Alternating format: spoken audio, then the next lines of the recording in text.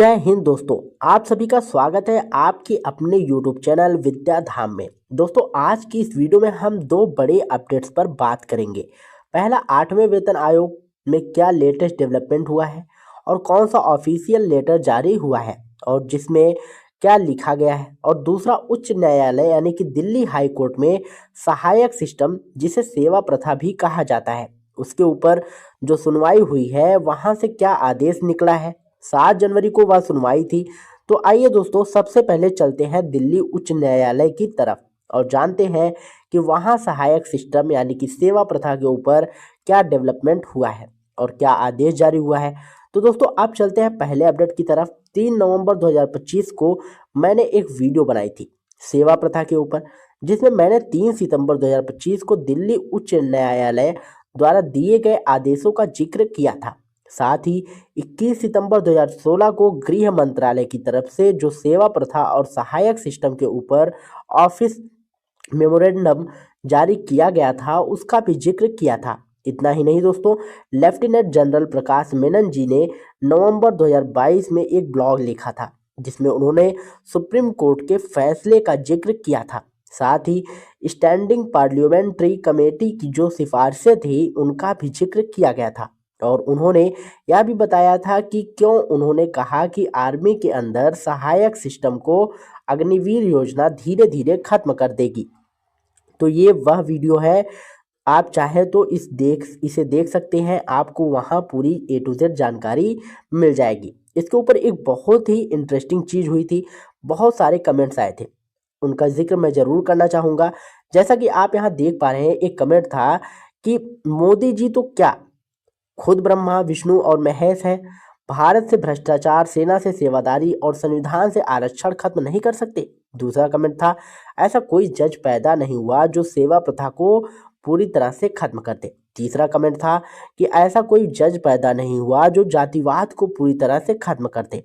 इस तरह के बहुत सारे कमेंट्स थे। किसी ने लिखा कुछ नहीं होगा क्योंकि जो रिपोर्ट्स बनेगी उसमें सही लिखा जाएगा कि हम जवानों से अपने घर में काम करवाते ही नहीं, जबकि हकीकत यह है कि कुछ जवान नाइट ड्यूटी से बच जाते हैं, उनकी छुट्टी आसान से साइन हो जाती है, जबकि जवान पूरी तत्परता से देश की सेवा करते रहते हैं। यानी कि कुछ जवान जानबूझकर सेवा प्रथा में जाना चाहते हैं क्योंकि उन्हें उससे फायदा मिलता है। इस पर होम मिनिस्ट्री को जरूर सोचना चाहिए। और एक कमेंट था जो कि बहुत ही इंटरेस्टिंग था, जो दिल्ली हाई कोर्ट में IG सुरेंद्र यादव जी इस केस को लड़ रहे हैं, सीनियर ऑफिसर होते हुए भी सेवा प्रथा के अगेंस्ट, क्योंकि इसमें मिसयूज हो रहा है। और उनके संदर्भ में लिखा गया, यादव साहब को सेना के जवानों की तरफ से दिल से सैल्यूट। इस तरीके से बहुत सारे कमेंट्स थे और मैं एक दो और कमेंट्स लेता हूं। जैसे एक कमेंट था, कोर्ट के आदेश जारी करना चाहिए, जिस ऑफिसर के पास सहायक घरेलू काम करते हुए मिले उसे तत्काल प्रभाव से नौकरी से बर्खास्त कर देना चाहिए, नहीं तो अंग्रेजी मानसिकता का सुधार असंभव है। आगे लिखा गया था, सहायक प्रथा अपने आप खत्म हो जाएगी अगर हर जवान मना कर दे और JCO साहब दबाव ना डालें। यानी कि कहना यह था कि अगर जवान जाना ही बंद कर दे तो JCO साहब उन पर प्रेशर ना डाले तो यह सेवादारी अपने आप खत्म हो जाएगी। आगे लिखा गया था कि JCO रैंकिंग को ही बंद कर देना चाहिए, यानी उनकी नज़र में JCO रैंक की वजह से ही यह सब कुछ हो रहा है। किसी ने लिखा कि सरकार इन अफसरों को अच्छा वेतन दे रही है तो वो अपने खुद के खर्चे पर घर में नौकर रखें, कोई जवान उनकी सेवादारी ना करे। आगे लिखा था कि जब तक सेवादारी और गुलामी करवाने वाले अफसरों पर कोर्ट मार्शल की कार्यवाही नहीं होगी तब तक यह प्रथा बंद नहीं होगी। इस तरीके के बहुत सारे कमेंट आए थे। अब दोस्तों आते हैं लेटेस्ट डेवलपमेंट पर। 7 जनवरी के इस मामले में दिल्ली हाई कोर्ट में हियरिंग हुई थी। यह हियरिंग माननीय चीफ जस्टिस देवेंद्र कुमार उपाध्याय जी और माननीय जस्टिस तेजस करिया जी की बेंच ने की। कोर्ट में जब भी कोई केस शुरू होता है तो शुरुआती स्टेज में डॉक्यूमेंटेशन की प्रक्रिया चलती है। कहीं से एफिडेविट आता है तो कहीं से रिजाइंडर आता है और दोनों पक्ष अपने अपने तर्क रखते हैं। यही सारी प्रक्रिया अभी चल रही थी, इसलिए अगली तारीख 15 अप्रैल 2026 दी गई है। आमतौर पर पहले 3-4 तारीखों में यही होता है, दोनों पक्ष अपने अपने पॉइंट रखते हैं, फिर उन पॉइंट पर जवाब दिया जाता है। अब इस केस की अगली हियरिंग 15 अप्रैल 2026 को होगी। तो ये था दिल्ली उच्च न्यायालय से जुड़ा लेटेस्ट डेवलपमेंट।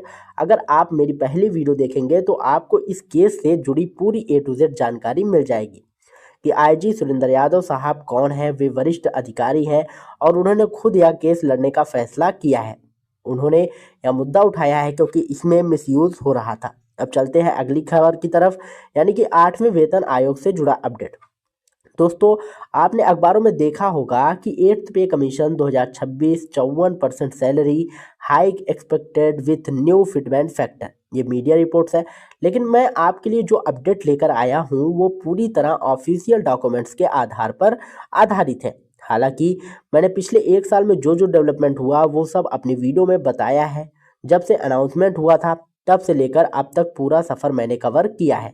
लेकिन आज हम बात कर रहे हैं एक नए ताज़ा ऑफिशियल डॉक्यूमेंट्स की। ये देखिए दोस्तों, एक लेटर है जो 29 दिसंबर 2025 को जारी हुआ और यह लेटर सीधे 8th सेंट्रल पे कमीशन की तरफ से निकाला गया। यानी अब गवर्नमेंट ऑफ इंडिया के 8th सेंट्रल पे कमीशन ने अपना काम आधिकारिक रूप से शुरू कर दिया है। सबसे बड़ी बात यह है कि अब इन्हें एक ऑफिशियल एड्रेस मिल गया है। इनका ऑफिस अब 3rd फ्लोर चंद्रलोक बिल्डिंग, जनपद न्यू दिल्ली में है। यानी अब आप यहाँ पर डायरेक्ट पत्राचार कर सकती हैं। इसके साथ साथ इस लेटर में वैकेंसी सर्कुलर भी जारी किया गया, यानी कुछ पोस्ट्स को भरने की प्रक्रिया शुरू कर दी गई है।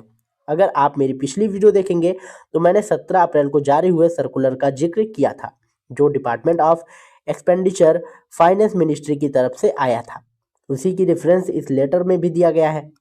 इस लेटर की copy secretary of all ministries और departments of the governments of India को भी भेजी गई और इस सर्कुलर पर 8th सेंट्रल पे कमीशन के डायरेक्टर मनीष कुमार जी के साइन भी हैं। तो दोस्तों, आज की इस वीडियो में ये थे 2 बड़े अपडेट।